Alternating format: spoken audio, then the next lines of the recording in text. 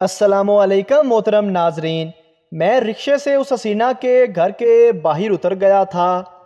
एक महल नुमा घर था डिफेंस कराची में।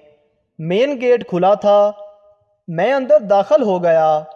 तकरीबन 250 मीटर का ड्राइव वे था जिसके इर्द गिर्द खूबसूरत लॉन थे जिसमें बहुत से खूबसूरत फूल महक रहे थे। मुझे यूं लगा कि मैं किसी बादशाह के दरबार में चल रहा हूँ। मैं घर पर पहुँचा तो एक नौकर ने मुझे रिसीव किया और ड्राइंग रूम तक ले गया। जितने एरिए में ये ड्राइंग रूम था उतनी जगह पर 10 फैमिलीज़ का घर बना लेते थे हम। कालीन इतनी दबीज़ और नरम थी कि यूं लगता था कि मैं हवाओं में चल रहा हूँ। मैं एक खूबसूरत से सोफे पर बैठ गया। रिक्शे पर आने की वजह से मेरे कपड़ों की इस्त्री शदीद ख़राब हो चुकी थी और ये शानो शौकत देखकर मेरे चेहरे पर हवाइयाँ उड़ रही थी। इस वक्त उसके अम्मी अब्बू कमरे में दाखिल हुए। दोनों की बड़ी ही ग्रेसफुल पर्सनालिटी थी। वो बहुत मुहज़्ज़ब नज़र आ रहे थे मगर उनके चेहरे पर दबा दबा गुस्सा था। वो मेरे सामने वाले सोफे पर बैठे। अंकल ने बोलना शुरू किया कि जब कि आंटी मुसलसल मुझे घूर रही थी, बेटा गरीब तो आप शक्ल से ही लगते हो, इसलिए पूछने की ज़रूरत नहीं। हम आपके साथ र्यूड भी नहीं होना चाहते मगर अपनी औकात तो देख लेते। लंडे के कपड़े और जूते पहनकर हमारे घर आए हो। हमारी बेटी ने कराची से एमबीबीएस किया, फिर अब अमेरिका से स्पेशलाइजेशन करके वापस आई है। महीने का 6-7 लाख कमाती है और इतनी ही हमसे पॉकेट मनी लेती है, तब जाके उसका गुजारा होता है। तुमने उसका रिश्ता मांगने का कैसे सोच लिया? अगर आप उस वक़्त मेरे जिस्म को काटते तो खून की एक बूंद ना निकलती, क्योंकि शर्मिंदगी से मेरा खून खुश्क हो गया था। मेरे चेहरे पर ऐसी शर्मिंदगी थी जैसे मैं कोई अछूत हूँ। मैंने लरजती हुई आवाज़ में बात शुरू की, अंकल मेरी औकात तो कुछ भी नहीं, मैं तो बस वापडा में मीटर रीडर हूँ। इतना सुनना था कि अंकल ने फ़ौरन मेरी बात काटी और आगे बढ़ के मुझे गले लगाते हुए कहा, बेटा निकाह आज शाम ही कर लो, बारात कल लेकर आ जाना। ये है वापडा में नौकरी करने का फ़ायदा। एक महीना रहता था ख़ानदान में शादी को। एक खातून अपने लिए रंग गोरा करने वाली गोल्डन पर्ल क्रीम ले आईं। जब शादी पर गईं तो वहाँ एक खातून ने हैरानी से पूछा, आजकल क्या लगाना शुरू किया है जो इतनी सफ़ेद सफ़ेद और ख़ूबसूरत लग रही हो? इन खातून ने बग़ैर हिचकिचाए झूठ बोल दिया कि 5 वक़्त की फ़र्ज़ नमाज पढ़ती हूँ, इसलिए खूबसूरत लग रही हूँ और ये चेहरे से नूर झलक रहा है। साथ बैठी दूसरी खातून बोली, तहज्जुद और इशराक भी इसके साथ ही शुरू कर दो ताकि आपकी गर्दन भी सफ़ेद हो जाए। वकील का बेटा दौड़ता हुआ बाप के पास आया, रोते हुए शिकायत की कि मुझे अम्मा ने बहुत मारा है। वकील बाप ने वहीं खड़े खड़े एक थप्पड़ बेटे को रसीद कर दिया और कहा, बेशरम, जाहिल की औलाद, सुप्रीम कोर्ट का मुकदमा सेशन कोर्ट में लेकर आए हो।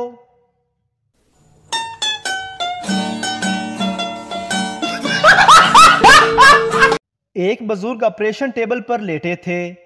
बड़ा और कठिन ऑपरेशन होने वाला था। ऑपरेशन करने वाला डॉक्टर उनका दामाद था।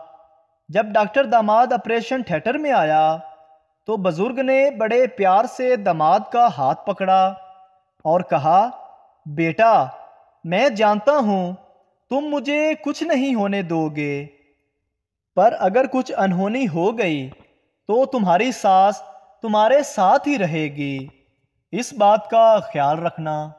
लो जी, ऑपरेशन कामयाब रहा। बाबा जी कहते हैं 20 लाख का सोलर लगवाने से बेहतर है कि 10 लाख देकर छोटे भाई को वापडा में भर्ती करवा दें।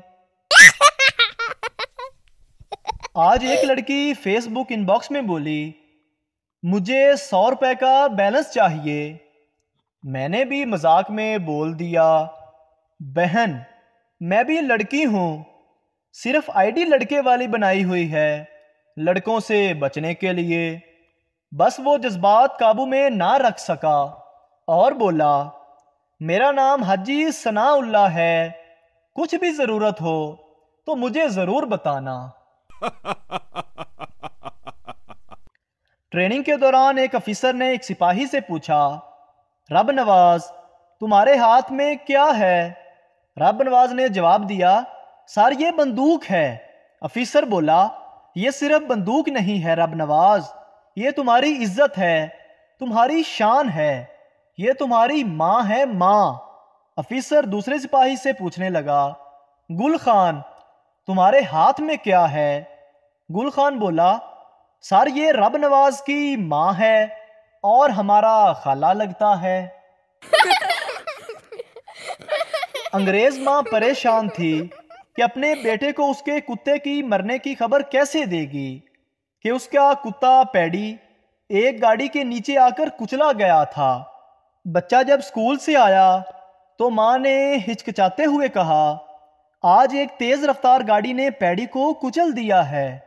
ओह! बच्चे ने सीटी बजाई और खेलने चला गया। माँ बहुत हैरान हुई और खुश भी हुई कि बच्चे ने हंगामा नहीं किया। शाम को बच्चा घर आया और आते ही सवाल किया कि पैडी कहाँ है? डार्लिंग मैं बता चुकी हूं कि आज एक गाड़ी ने पैडी को कुचल दिया है। बच्चा ये सुनकर धाड़े मारने लगा। उसकी माँ ने हैरानी से कहा कि जब मैंने दोपहर को तुमको ये खबर दी थी तो तुम पर कोई असर नहीं हुआ था। हाँ, बच्चे ने जवाब दिया, मैं समझा था कि आपने पैडी की बजाय डैडी कहा है। एक साहब चेकअप के लिए डॉक्टर के पास गए और कहा, डॉक्टर साहब ना जाने मुझे क्या हो गया है, जिस्म के किसी भी हिस्से में उंगली लगाऊं तो टीसें उठती हैं। डॉक्टर ने कुछ गौर फिक्र करने के बाद मरीज से कहा, आपके पूरे जिस्म का एक्सरे करना होगा ताकि पता लगाया जा सके कि दर्द उठने की वजह क्या है। पूरे जिस्म का एक्सरे हुआ। डॉक्टर ने तमाम एक्सरे चेक करते हुए मरीज को तसल्ली दी, फिक्र की कोई बात नहीं है, आपकी उंगली में फ्रैक्चर है। एक पठान ने रोजा रखा। दोपहर को उसका बुरा हाल हो गया। टाइम गुजारने के लिए उसने रेडियो फोन किया। मेजबान ने पूछा, खान साहब क्या सुनना पसंद करेंगे? पठान बोला, भाईजान मगरब की अजान सुना दो। अगर वीडियो अच्छी लगे तो हमारे चैनल को सब्सक्राइब जरूर करें। शुक्रिया।